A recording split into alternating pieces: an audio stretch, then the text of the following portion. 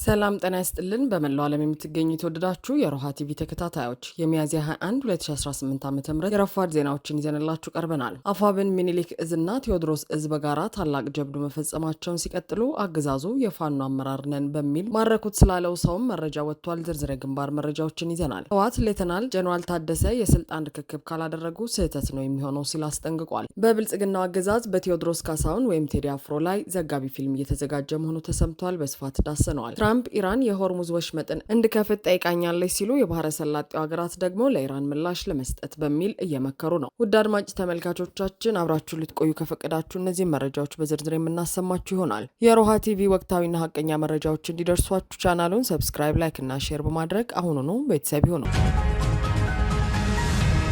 አፋብን ሚኒሊክ እዝና ቴዎድሮስ እዝ በጋራ ታላቅ ጀብዱ መፈጸማቸውን ሲቀጥሉ አገዛዙ የፋኖ አመራር ነው በሚል ማረኩት ስላለው ሰውም መረጃ አውጥቷል። አፋብን በወሎ ቤተ አማራ ሚኒሊክ እዝ የምስራቅ አማራ 102ኛ ኮር በሰሜን ወሎ ዞን ራያ ቆቦ ወረዳ በቀዩ ጋሪያ በአረቋቲና በሮቢት ከተማ ህዝብን በማንገላታት የሚታወቀው የአብይ አህመድን ወንበር ጠባቂ ወታደር እርምጃ ወስደውበታል። የአማራ ፋኖ ወሎ ቤተ አማራ ሚኒሊክ እዝ የምስራቅ አማራ 102ኛ ኮር ዛሬም እንደ ትናንቱ የብልጽግና መራሹ አገዛዝ ላይ አስደናቂ የሆነ መብረቃዊ ጥቃት ፈጽሟል። ህዝቡን በኃይል በመደብደብ ለሰባተኛው የብልጽግና የምርጫ ካርድ አስገዳጅ ሁኔታ ለማስወጣት በቀዩ ጋሪያ በአረቋቲና በሮቢት ከተማ ሙከራ ቢያደርግም ልማደኛው የምስራቅ አማራ 102ኛ ኮር 12ኛ ክፍለ ጦር 3ኛ ሻለቃ በአረቋቲ 65ኛ ክፍለ ጦር በቀዩ ጋሪያ 49ኛ ክፍለ ጦር በሮቢት ከተማ አቅራቢያ ምሽግና ኬላውን በማስለቀቅ በጠላት ላይ የስነ ልቦና ስብራት በማድረስ በራያ ቆቦ ዙሪያ ያሉ ቀበሌዎችን ቀጠናውን በማስፋት በቁጥጥር ስር አውሏል። በተጨማሪም የምስራቅ አማራ 102ኛ ኮር አውደ ውጊያ ባደረገባቸው በሁሉም ቀጠናዎች ዘልቆ በመግባት 45 የመከላከያ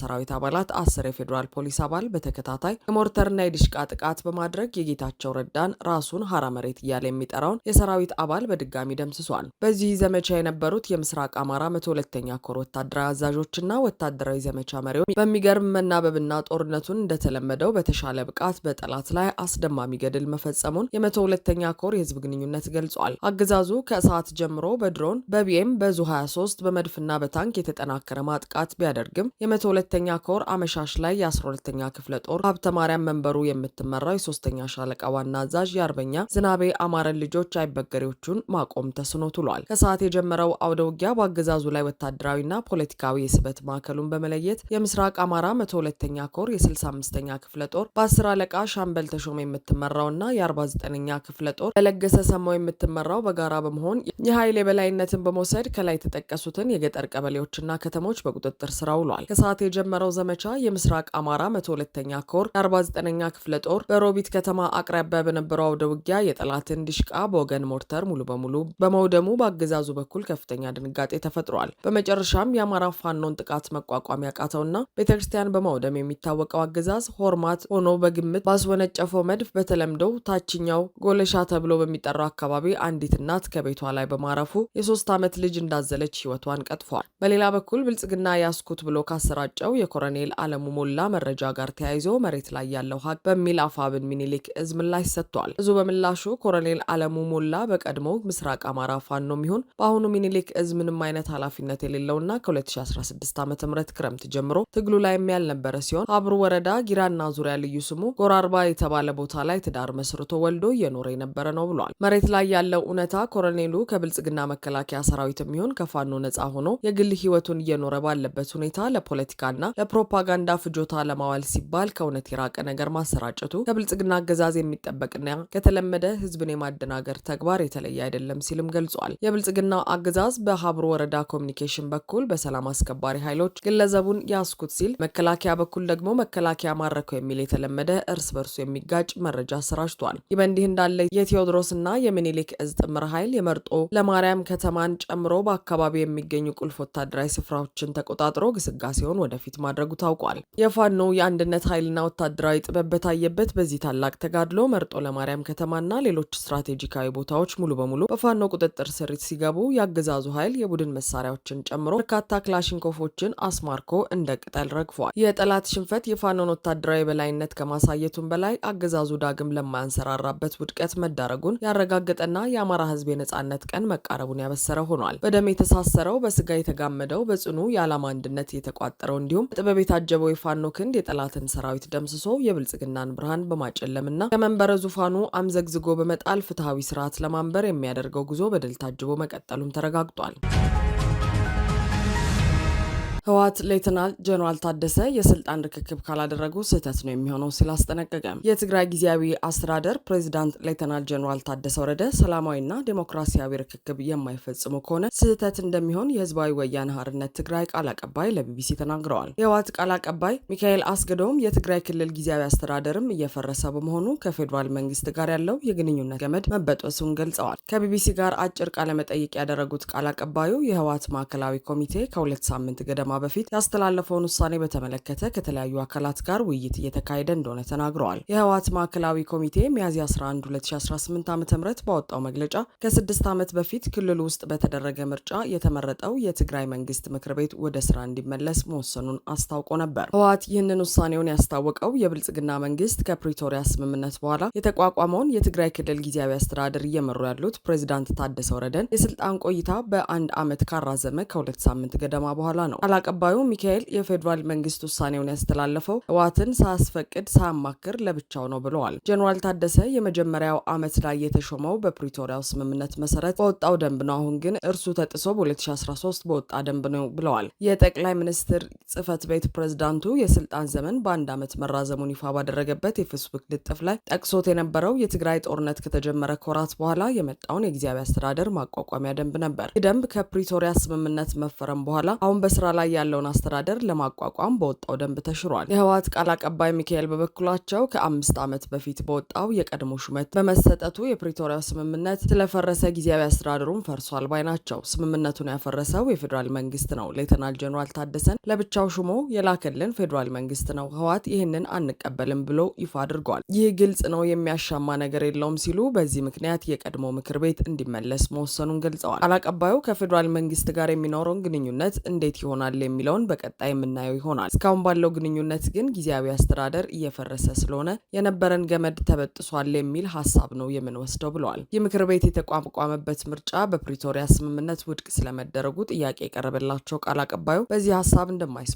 ተናግረዋል። በስምምነቱ መሰረት ምርጫው የማይጸና እንዳልተደረገ ይልቁንም ታግዶ መቆየቱን ገልጸዋል። በወቅቱ የተመሰረተው የክልሉ መንግስትም አልፈረሰም ነበር። ጊዜያዊ አስተዳደር የተመሰረተው በድርድር ነው ብለዋል። በድርድር የተመረጠውን ምክር ቤት አግደን ሳይፈርስ እንዲቆይ አድርገን ለሰላም ስንል ነው የቆየ ነው። ምርጫው አልተሰረዘም፣ ምክር ቤቱም አልፈረሰም፣ ሆልድ አድርገን ነው የቆየ ነው ብለዋል። መጀመሪያ የተዋቀረው መንግስት በትንኮሳ በጦርነት እንዲፈርስ ተደርጓል። ወደ ስራም አልገባም ነበር። አሁኑ ጊዜ ደግሞ ወደዚያ እንመለሳለን ብለን ስናስብ አሁን ምርጫ ማድረግ አንችልም፣ ውሳኔያችን አረጋግጠናል ብለዋል። አክለውም በዚህ ሁኔታ እንደ አዲስ መርጠን መንግስት ልናቋቁም ስለማንችል አሁን ያለውን በ2012 የተመረጠውን ምክር ቤት ካሸጋገርን በኋላ ህጋዊ መንግስት ከመሰረትን በኋላ የሚመጣውን ነገር ምንድነው የሚሆነው የሚለውን ቀጣይ እናያለን ሲሉ ተናግረዋል። ህወሓት ማዕከላዊ ኮሚቴ ውሳኔ መሰረት ምክር ቤቱን ወደ ስራ እንዲመለስ ከተደረገ በኋላ አዲስ አስፈጻሚ ካቢኔ እንደሚዋቀር ቃል አቀባዩ ገልጸዋል። በተጨማሪ ምክር ቤቱ ፕሬዝዳንት እንደሚመረጥ ተናግረዋል። ውሳኔውን በተመለከተ የሚደረገው ውይይት እንደተጠናቀቀ ይህ ተግባር እንደሚከናወን እስካሁን ግን ቀን አለመወሰኑን ተናግረዋል። ህወሓት ምክር ቤቱ እንዲመለስ መወሰኑን ካስታወቀ በኋላ መግለጫ የሰጡት የጊዜያዊ አስተዳደሩ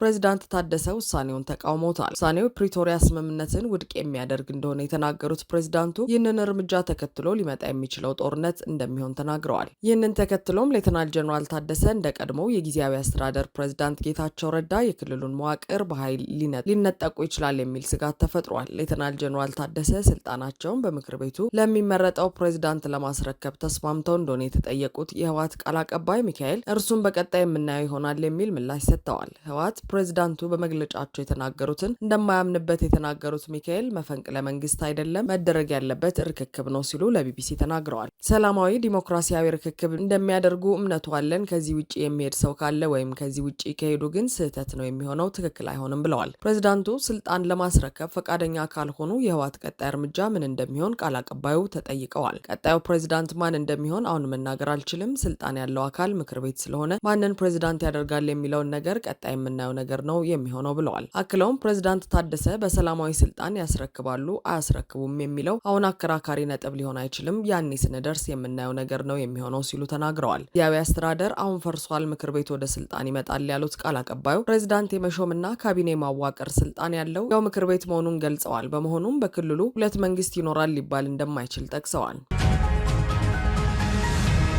በብልጽግናው አገዛዝ በቴዎድሮስ ካሳሁን ወይም ቴዲ አፍሮ ላይ ዘጋቢ ፊልም እየተዘጋጀ መሆኑ ተሰማ። ድምፃዊው ቴዎድሮስ ካሳሁን ሚያዝያ 8 2018 ዓ.ም አዲስ ያወጣውን የዘፈን አልበም አስመልክቶ የዘፋኙ ምክትል ማኔጀር ማህሌት ሰለሞን በፌዴራል ፖሊስ መታሰሯ ይታወቃል። ማህሌት ሰለሞን ዘፈኑ ከመውጣቱ በፊት በአርትስ ቴሌቪዥን መግለጫ እንዳንሰጥ ተከልክለናል በማለቷ ምክንያት መታሰሯን የፌዴራል ፖሊስ ለፌዴራል የመጀመሪያ ደረጃ ፍርድ ቤት አራዳ ምድብ ችሎት ተናግሯል። የቴዎድሮስ ካሳሁን ወይም ቴዲ አፍሮን ኢትዮሪካ የተሰኘን አዲስ ሙዚቃ አስመልክቶ በአርትስ ቴሌቪዥን መግለጫ እንዳንሰጥ ተከልክለናል ማለቷ በአዲስ አበባ ከተማ ውስጥ ሁከትና ብጥብጥ ለመፍጠር የታለመ በመሆኑ ይህንኑ አምና በካሜራ ፊት እንድትናገር በፌዴራል ፖሊስ መርማሪዎች ዘንድ መገደዷን መሰረት ሚዲያ ምንጮች የነገሩኝ ብሎ ዘግቧል። መግለጫውን ሳንከለከል እንደተከለከለን አድርገን የገለጽ ነው በህዝብ ዘንድ ትኩረት እንዲያገኝና ማስታወቂያ ለመስራት ነው ብላ ካሜራ ፊት ከተናገረች እንደምትለቀቅ ፖሊስ ማኔጀሯን እያግባባ መሆኑንም መረጃው አመልክቷል። በተጨማሪም የፌዴራል ፖሊስ የዘፋኙ ስቱዲዮ አልተዘረፈም በሚል የህንፃውን ጥበቃዎች በማስፈራራት ስቱዲዮው እንዳልተዘረፈና ተፈጸመ ተብሎ በማህበራዊ ሚዲያ የተሰራጨው መረጃ ውሸት መሆኑን የሚገልጹ ሰዎችን አዘጋጅቶ በካሜራ ቀርጾ መውሰዱም ታውቋል። አዲስ አበባ ሜክሲኮ በሚገኘው በፌዴራል ፖሊስ ወንጀል ምርመራ ቢሮ ኮሚቴ ተዋቅሮ የማህሌትን ንግግርና ሌሎች የህግ ባለሙያዎችን አክቲቪስቶችንና የከተማ ነዋሪዎችን በማካተት በዘፈን ሰበብ አመጽ ለመቀስቀስ ታስቦ እንደነበር የሚገልጽ ዘጋቢ ፊልም ለማዘጋጀት በስራ ላይ መሆኑን የመረጃ ምንጮቻችን አረጋግጠዋል። ይህ ዘጋቢ ፊልሙ ተዘጋጅቶ በቴሌቪዥን እስኪሰራጭ ድረስ ማህሌት ሰለሞን ከጠበቃዋ ጋር እንዳትገናኝ ተከልክላለች። ፍርድ ቤት እንድትቀርብ የተደረገውም ሌሎች ተጠርጣሪዎች ወደ ማረሚያ ቤት ከተመለሱ በኋላና ሌሎች ባለጉዳዮች ከፍርድ ቤት ቅጥር ግቢ ከወጡ በኋላ ችሎቱ እሷን ብቻ እንዲያስተናግድ ተደርጎ መሆኑንም ምንጮች አረጋግጠዋል። ከሁለት ቀናት በፊት የፌዴራል ፖሊስ የወንጀል መምሪያ ኦፕሬሽን ዋና ኃላፊ ምክትል ኮሚሽነር ሙሊሳ አብዲሳ ከቴዲ አፍሮ ጋር በተያያዘ የታሰረም ሆነ የተዘረፈ ስቱዲዮም የለም ማለታቸውን አንድ የኦንላይን ሚዲያ መዘገቡ ይታወቃል። ትራምፕ ኢራን የሆርሙዝ ወሽመጥን እንድከፍት ጠይቃኛለች ሲሉ የባህረ ሰላጤው ሀገራት ደግሞ ለኢራን ምላሽ ለመስጠት በሚል እየመከሩ ነው። ፕሬዚዳንት ዶናልድ ትራምፕ ማክሰኞ ዕለት በማህበራዊ ሚዲያ ገጻቸው ላይ ኢራን የመፈራረስ አደጋ የተጋረጠባት መሆኗንና የመሪዎቿን ሁኔታ እስክታውቅ ድረስ አሜሪካ የሆርሙዝ ወሽመጥን በፍጥነት እንድትከፍት መጠየቋን ተናግረዋል። ትራምፕ በትሩዝ ሶሻል ገጻቸው ላይ ከኢራን ጋር መልእክቱን መቼ እንደተለዋወጡ ያልገለጹ ሲሆን ከቴሄራን ወገንም የተሰማ ምላሽ የለም። ኢራን የመፈራረስ አደጋ የተጋረጠባት መሆኗን ነግራናል። የመሪዎቻቸውን ሁኔታ እስኪለዩ ድረስ ያንን ማድረግ ይችላሉ ብዬ አምናለሁ። በተቻለ ፍጥነት የሆርሙዝ ወሽመጥን እንድንከፍት ይፈልጋሉ ብለዋል። ሮይተርስ ለዋይት ሀውስ በትራምፕ የማህበራዊ ልጥፍ ዙሪያ ላቀረበው ጥያቄ ወዲያውኑ ምላሽ አላገኘም። ትራምፕ ኢራን ለ2 ወራት የቆየውን ጦርነት ለመፍታት ባቀረበችው አዲስ የመደራደሪያ ሀሳብ ደስተኛ ለመሆናቸውን የአሜሪካ ባለስልጣናት ለሮይተርስ የዜና ወኪል ተናግረው ነበር። ይህ በእንዲህ እንዳለ የባህረ ሰላጤው ትብብር ምክር ቤት አባል ሀገራት መሪዎች የኢራን ጦርነት ከተጀመረ ወዲህ ለመጀመሪያ ጊዜ በአካል ሳውዲ አረቢያ ውስጥ ሊሰበሰቡ መሆኑን ሮይተርስ ገልጿል። የመሪዎቹ ስብሰባ የሚያተኩረው 2 ወር በሞላው ጦርነት ለነዙባቸው በሺዎች የሚቆጠሩ የኢራን የሚሳይልና የድሮን ጥቃቶች ምላሽ ማዘጋጀት ላይ እንደሚሆን ዜና ወኪሉ ምንጮቹን ጠቅሶ ዘግቧል። በአሜሪካና እስራኤል ጦርነት የተከፈተባት ኢራን በስድስቱም የባህረ ሰላጤ ትብብር ምክር ቤት አባል ሀገራት የሚገኙ የኤነርጂ መሰረተ ልማቶች ላይ ጥቃት ፈጽማለች። ከአሜሪካ ጋር ግንኙነት ያላቸው ተቋማትና ሌሎች የሲቪል መሰረተ ልማቶችን እንዲሁም ወታደራዊ ይዞታዎችንም አጥቅታለች። ሮይተርስ የጠቀሰው የሳውዲ መንግስት መገናኛ ብዙሃን ዘገባ እንደሚያመለክተው የኳታር፣ ኩዌትና ባህሬን መሪዎች እንዲሁም የተባበሩት አረብ ኤምሬቶች የውጭ ጉዳይ ሚኒስትር በስብሰባው ለመሳተፍ ጅዳ ገብተዋል። የምክር ቤቱ አባል የሆነችው ኦማን በማን እንደምትወከል እስካሁን አለመታወቁም ተጠቅሷል። የባህረ ሰላጤው ምክር ቤት ለጦርነቱ በቂ ምላሽ አልሰጠም በሚል ከኤምሬቶች ትችት ቀርቦበት ነበር። አድማጭ ተመልካቾቻችን የሰዓቱ የሮሃ ቲቪ ዜናዎች የተከታተላችኋቸውን ይመስሉ ነበር። አብራችሁን ስለነበራችሁ ከልብ እናመሰግናለን። ሰላም።